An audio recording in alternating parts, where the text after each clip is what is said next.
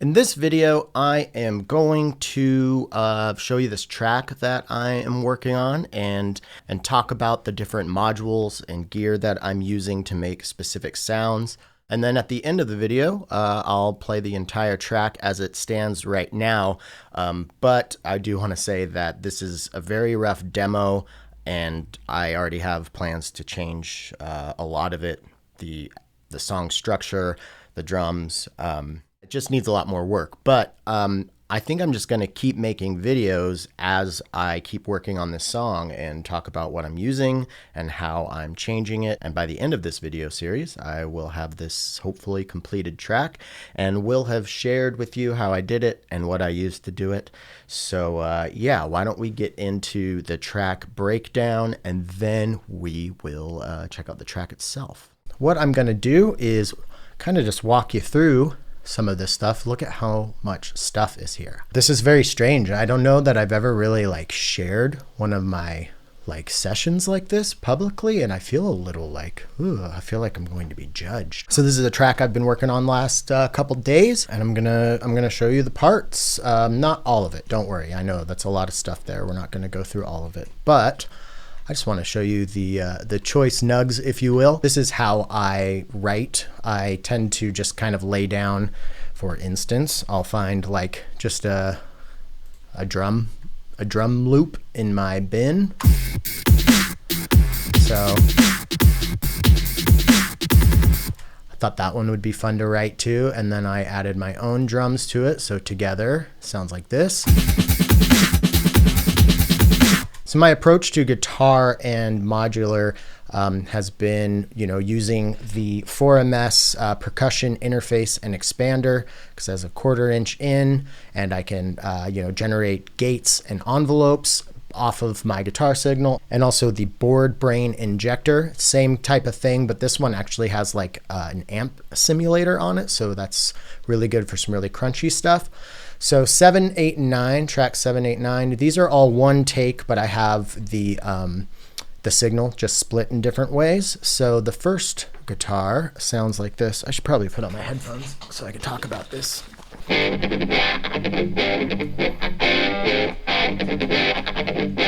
So that kind of wah-wah pedal sound is coming from the envelopes generated by the percussion interface, and then also triggering the shaped dual envelope and VCA, all from 4MS to control the LPG from AI synthesis. I really wanted to use the Bastl basal delay in a way that wasn't delay, because this thing is so cool and expansive. So I actually got this really cool bit crushy kind of thing. I'll show you in a second.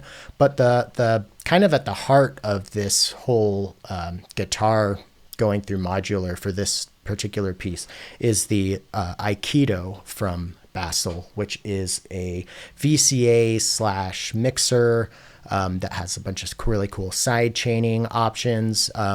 And so I like to get really, have one come up as the others go down and have some really cool stereo stuff going. But before I get into any of that, here is the acoustic guitar track. So this has the Bastl basal. You can hear that that cool ring, ring. I'm just sending an envelope generated from my guitar into the actual delay time / volt per octave. So it's giving this really cool jerky sound. But let's go check out this section here with the electric guitar going through, the Aikido, and the basal.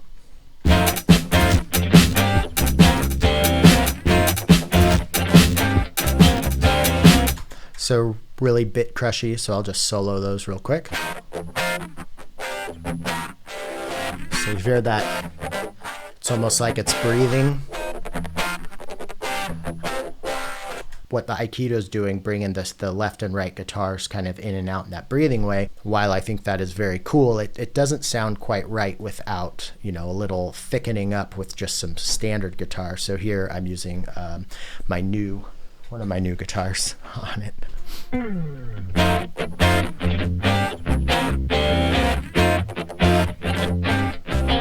But yeah, I really like the sound that I got out of the Bastl for these guitars right here. Let's check out another part.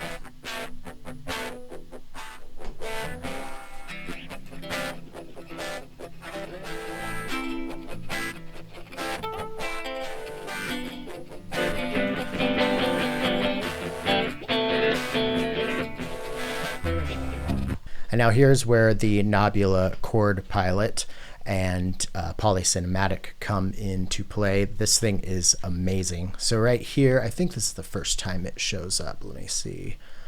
Yeah, just kind of a little teaser here. So I'll play the whole thing. Let me start a little further back.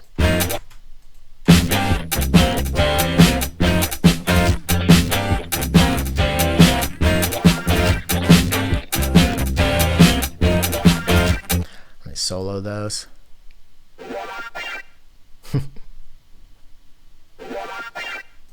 Here I used it in a really weird way. It kind of gives it like an uneasy, unsettling feeling, because I think it actually is technically like not in the same key as everything else. I don't know.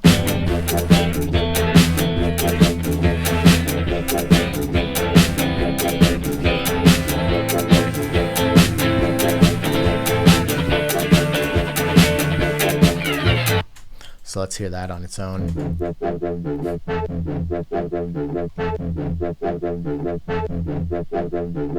And then now we have this set of polycinematic stuff from Knobula.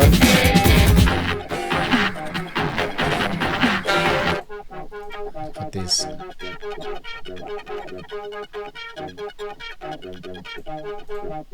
So these are actually, I'm just holding on a MIDI keyboard, just holding down the chords that I want, and it's the chord pilot is doing arpeggios. And then I use the Expert Sleeper's ES9 not only to track all of this stuff, but also to send some CV from Bitwig out to the gate and trigger ins for the two Knobula modules. So obviously it would be in time. So.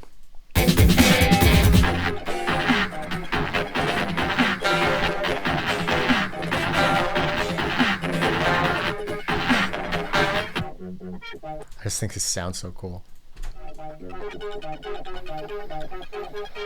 And then here's some more Knobula stuff. Almost like a percussive-y kind of thing, because the polycinematic has a really awesome filter and envelope system on it, so you can get really cool percussive stuff like this.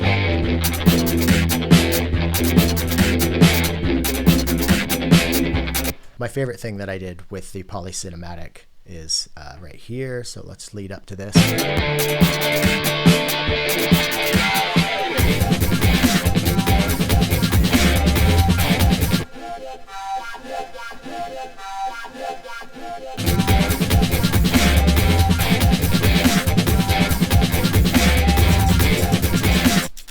And then some more percussive-y stuff.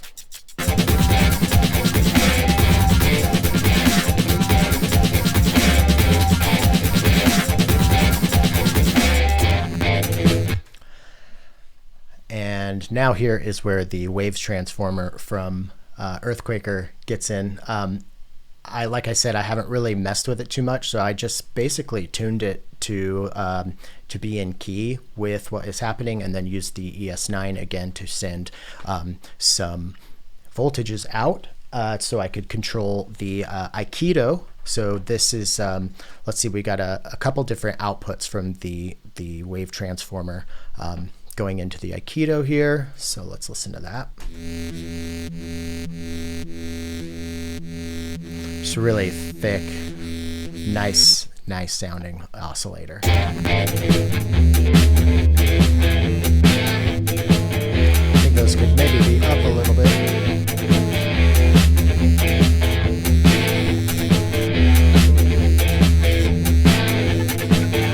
More of that percussion coming back.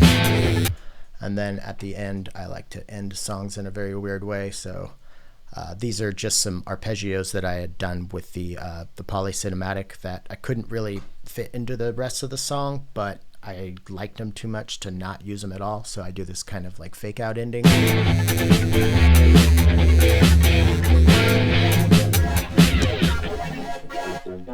And then also right here, these are all polysomatic.